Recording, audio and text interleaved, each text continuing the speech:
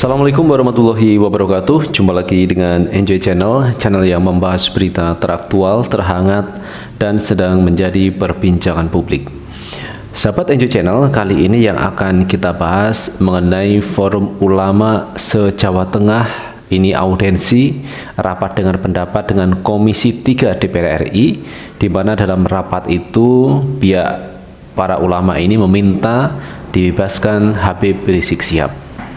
Nah teman-teman, bagaimana beritanya? Kita akan lihat berita dari republika.co.id. Rapat dengan Komisi 3, Forum Ulama minta Habib Rizik dibebaskan. Forum Ulama dan Habaib se-Jawa Tengah Ahlu Sunnah wal Jamaah menghadiri rapat dengar pendapat umum RDPU dengan Komisi 3 DPR RI.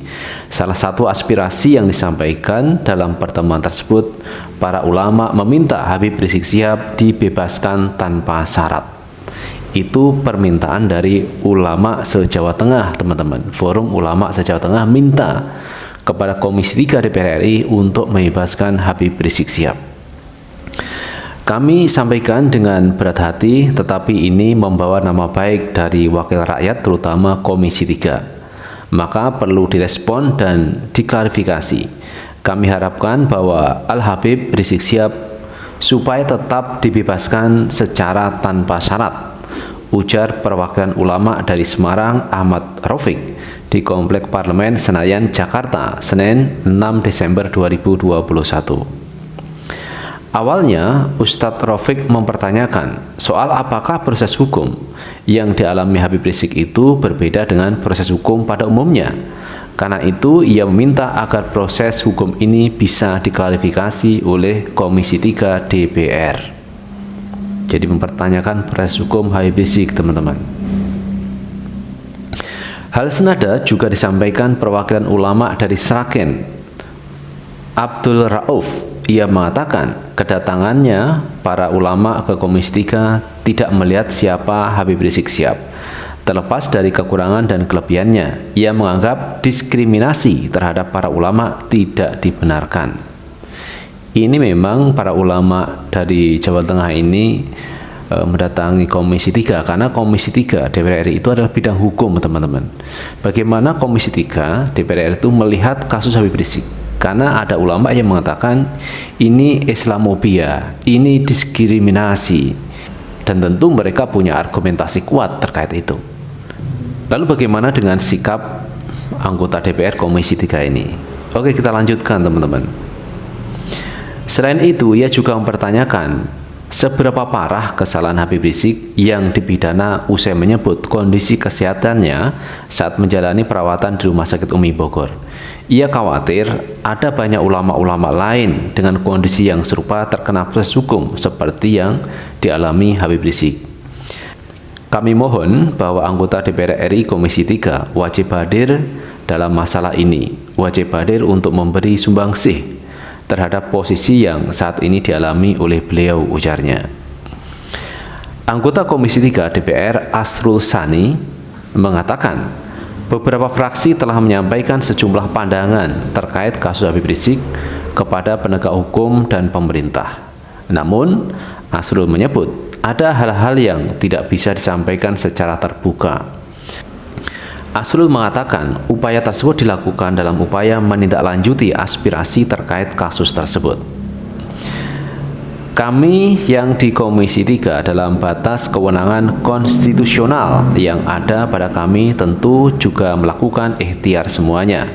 Memang DPR ini kan tidak boleh melakukan intervensi dalam proses penegakan hukum.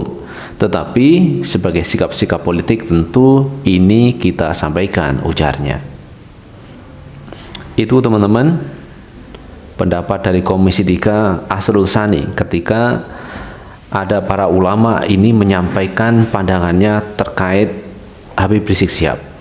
Para ulama Jawa Tengah ini meminta supaya Habib Rizik dibebaskan dan minta kontribusi peran serta Komisi 3 dalam kasus Habib Rizik Syihab ini. Nah, teman-teman, kalau kita flashback ke belakang, apa yang disampaikan Habib Rizik menyatakan bahwa kondisi saya baik-baik saja. Jadi pernyataan seperti itu ini dipersoalkan. Karena menurut pandangan yang mempersoalkan bahwa Habib Rizik ini terkena COVID-19. Padahal menurut keterangan dari pihak Habib Rizik belum mendapatkan hasil dari tes PCR itu apakah positif atau negatif. Nah, sebelum Habib Rizik ini mendapatkan hasil tes, maka beliau mengatakan kondisinya sehat, kondisinya baik-baik saja. Karena pada waktu itu Habib Rizik jelas sehat, kondisinya bisa berdiri, bisa menyampaikan dengan kalimat-kalimat yang teratur, dengan kalimat-kalimat yang disampaikan dengan kondisi standar, kondisi biasa saja, bahwa dia dalam kondisi sehat. Seperti saya menyampaikan seperti ini, kondisi saya sehat. Jadi ini dianggap menyalahi hukum dan harus dipenjara sampai 4 tahun. Walaupun pada prosesnya teman-teman di Mahkamah Agung, Habib Rizik dipotong masa tahanannya menjadi 2 tahun. Karena di Pengadilan Tinggi DKI Jakarta, Habib Rizik divonis 4 tahun penjara.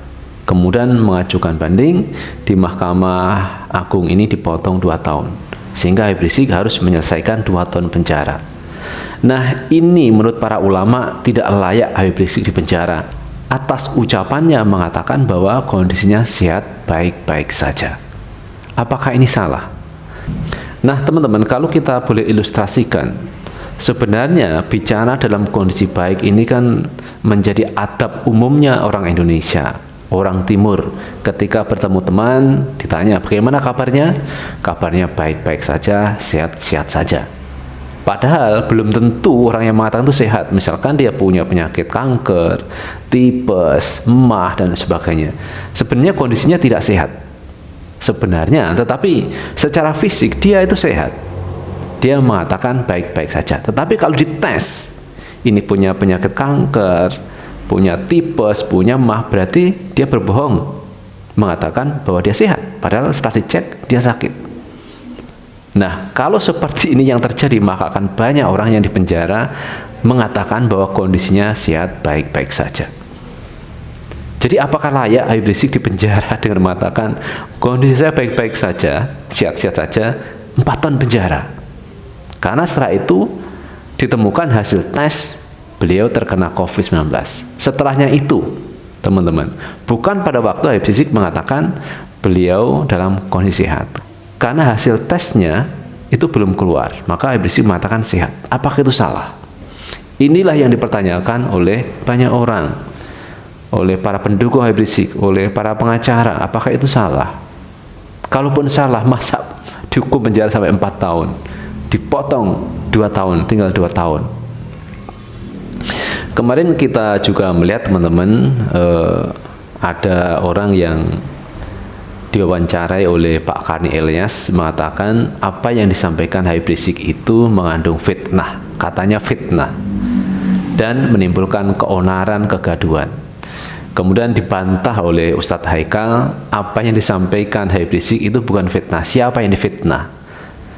Kalau difitnah itu kan ada objeknya. Misalkan si A melakukan perbuatan ini, padahal dia tidak melakukan perbuatan ini. Itu namanya fitnah. Nah, dalam hal ini siapa yang dirugikan ketika Habib Rizik mengatakan kondisinya sehat? Kemudian orang yang diwawancari oleh Karni Ilyas mengatakan ini fitnah, seperti kasusnya Ratna Sarumpait, mengatakan bahwa dirinya itu habis dipukuli orang sehingga mukanya bengep-bengep. Kemudian ada bantahan juga dari Ustadz Haikal. Nah, kalau kasus Ratna Sarumpait itu jelas ada objek yang dituju, pelaku yang dituju, orang yang memukulnya ini, itu disampaikan oleh Ratna Sarumpait. Padahal Habib Rizik tidak menyatakan, dia tidak memfitnah. Siapa yang difitnah? Dia tidak menyebut seseorang yang melakukan perbuatan kepada Habib Rizik. Tidak ada di situ. Berarti fitnah itu tidak benar. Karena selama ini muncul Habib Rizik menyatakan fitnah ke publik atau melakukan kebohongan publik. Nah, terkait kebohongan ini Habib Rizik sudah jelas mengatakan bahwa kondisinya sehat. Buktinya dia bisa berdiri, bisa bercakap-cakap, bisa menyampaikan terkait kondisinya, berarti kan sehat.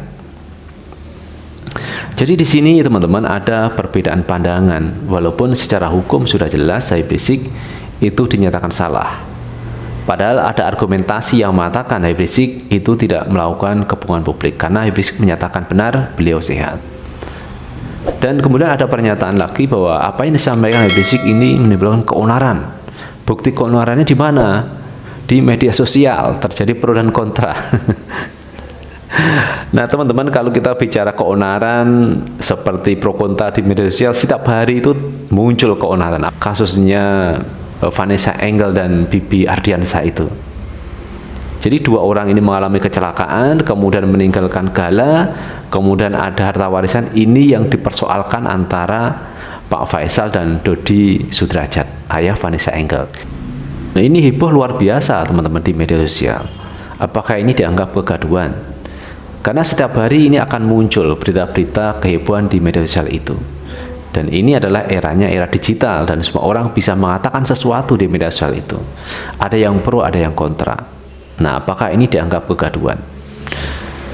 Jadi, pada prinsipnya teman-teman, para ulama ini minta kepada Komisi 3 DPR RI untuk membantu membebaskan Habib Rizik tanpa syarat. Tidak layak Habib Rizik itu dipenjara, karena hanya menyatakan bahwa kondisinya sehat. Ini dianggap berbohong lah, ini dianggap fitnah lah, ini dianggap melakukan kegaduhan lah, dan kalimat-kalimat yang lain yang menyudutkan Habib Rizik Syihab.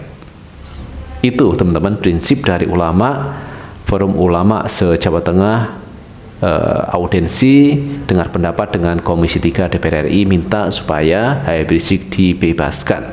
Habib Rizik tidak layak dipenjara, hanya mengatakan kondisi saya baik-baik saja. Itu teman-teman yang bisa kita bahas kali ini. Dan bagaimana menurut pendapat teman-teman? Silahkan tulis di kolom komentar, karena komentar teman-teman akan sangat bermanfaat untuk yang lain. Sukses selalu. Assalamualaikum warahmatullahi wabarakatuh.